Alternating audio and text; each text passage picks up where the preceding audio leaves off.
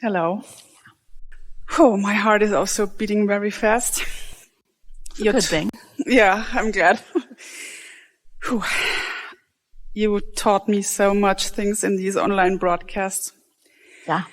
And you also kicked my ass a few times. So I'm a little bit afraid. Not our intention, but did it soothe you eventually? Yeah, it did. Well, you're a powerful asker. You really want to know this stuff. And your emotions let you know in the moment that you are out of whack with something.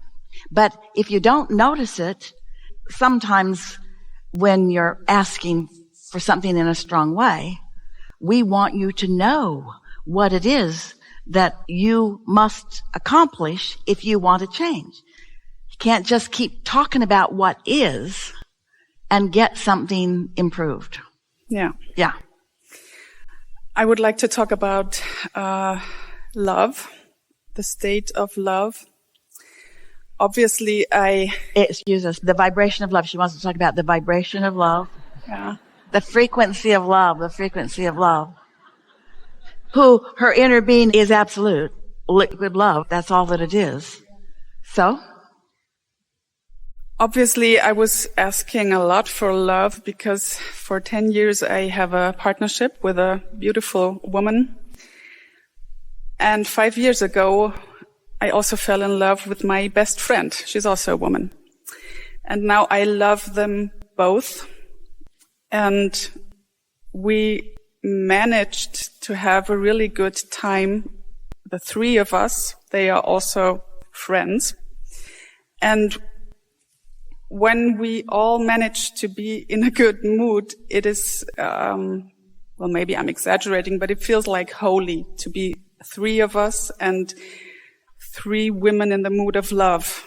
And we talked about going on holidays together. We even talk about maybe living sometimes together.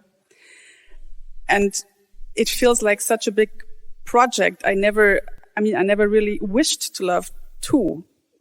I was actually really okay with one woman, but now there are two. Sorry. And when one of the three of us falls out of this alignment, it's so unbearable.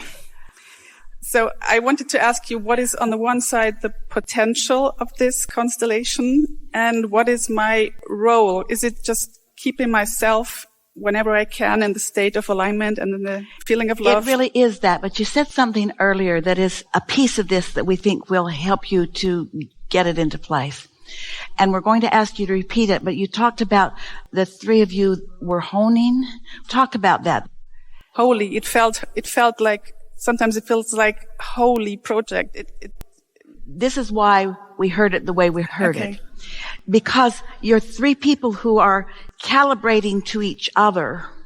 We know that you want to say we're calibrating to our inner beings, but you're aware of each other, you're calibrating to each other, and as long as that is what's going on, there's never going to be a steady, it doesn't have to be, but have you noticed that when there are three, often there is one on the outs? Hear this, it's so important. This will crack the code for all of you on so many things as you hear this. So think about this threesome that really want to be a threesome, want to really be together, and want to get along together and want to live happily ever after, let's say, together. And like so many humans have learned to calibrate to other humans. And so as you're doing that, there's a way to explain this that all of you will hear and feel at the same time. Any one of you can with great ease calibrate to your inner being, because your inner being always maintains a frequency and holds it right there for you to find. It's just this never-ending flow from your inner being, always there in that vibration of love and pure positive energy for you to match up to. Never moving around to accommodate you. Steady in one place so that there's no confusion about what you have to do to get there. And you know, we've talked about this a lot. You can feel your way there. But imagine trying to calibrate to a human instead who isn't steady on that yet. And so you're trying to calibrate, but there's nothing steady on the other side. So sometimes you sort of luck out and you match up.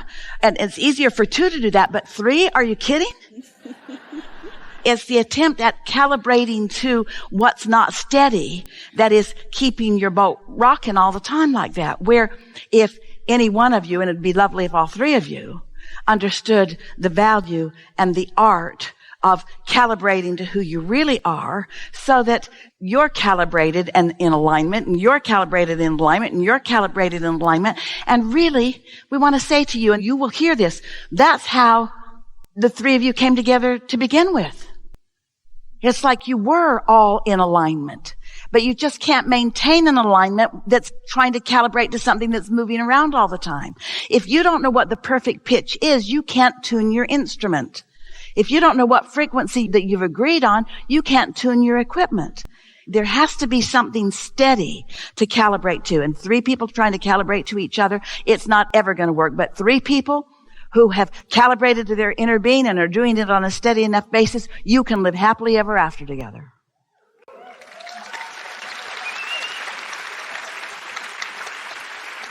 So I'm searching. Maybe it's not the right approach, but could the sense of this project be getting that faster? Search for your own alignment, because one of the three, as you said, is always out. So could I then maybe get it faster? Was that the sense of it, or isn't there any sense? You mean the reason for it? Everything that you're living is an opportunity to rediscover and repractice and resolidify and rebalance. It all is. You see, if you just understand that you are an emotional being, we're going to say it the way we like to say it. You are a vibrational being. You are a vibrational being in a vibrational universe, and the law of attraction is always matching you up. That's just how it is. And so if you have come to even understand that you have an inner being that is at perfect pitch to tune to, and by perfect pitch we mean tune to love and clarity and prosperity, abundance, everything that through all that you've lived, you have come to know that this is who you are and what you want. As you calibrate to that, then everything else just takes care of itself. It just does. So sometimes as I stand a little bit in the middle, it feels like it was my idea, but it can't be.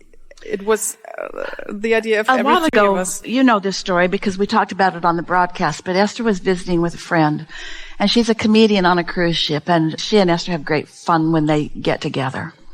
And she is on different ships, and she has her part. She's a comedian on stage in the theater of the ship, and she was talking to Esther, and she was complaining because on this last cruise that she was on, there was a stage manager that did not know what he was doing. And she knows a good stage manager, and she knows one that isn't. And so she was telling Esther how was the cruise. So she's telling Esther how the cruise was. And so Esther said, what did you do? And she said, so I decided if he didn't know what he was doing, I would show him what he needed to do. And Esther said, how did he take it? And she said, not well at all. He didn't receive one of my suggestions. It just got worse and worse. She said, I never want to see him again. In fact, I don't even think I ever want to be on a cruise ship again. In other words, it was not a fun time for her. And so later, as we were all visiting together, we were explaining that you're not the stage manager. Stage manager is the stage manager. You are one of the acts. Don't try to be the stage manager. And then we said, and we're telling you the same story when we tell you, you are also not the law of attraction. The law of attraction is the law of attraction. You are a component to which the law of attraction is responding. And your inner being knows everything that you have asked for and everything that you have vibrationally become, and is tuned to that so powerfully. If you had any idea what your inner being represents as your tuned to point, where all of the cooperative components that are necessary, required, or wanted in any way. Everything that would make your creation lovelier has already been assembled. If you could just try to feel that that really is how it is. That calibration has already been done. Cooperative components. Your inner being didn't gather up uncooperative components.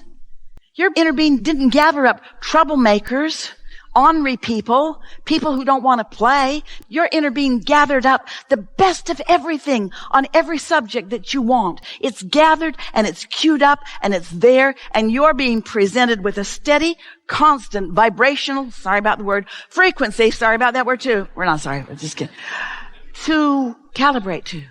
So instead of trying to set the goals and make the decisions and control things into place. Well, I'll be subtle, or I'll be straight up, or I'll hint, I'll demand, or I'll blame, or I'll criticize, or I'll cajole, I'll threaten. Think how much is going on in your world that really believes that their happiness depends upon their ability to control you, and all the antics that they go through in trying to control you. And how's that working out for any of you? It just isn't working out. When every single one of you has this focal point of cooperative components that are being gathered, we're doing the best cell job that we can do in order to make you want to do one singular thing only. Be a cooperative component so that the law of attraction can match you with your true matches. Not by manipulation, not by justification, not by defending anything, but because you have found out. It just feels good to feel good. And that thought does feel good. And so I think that as much as I can. And that one doesn't. So I'm going to think that one instead. And when you say, I'm not going to think about that, you're thinking about that thing you're not going to think about.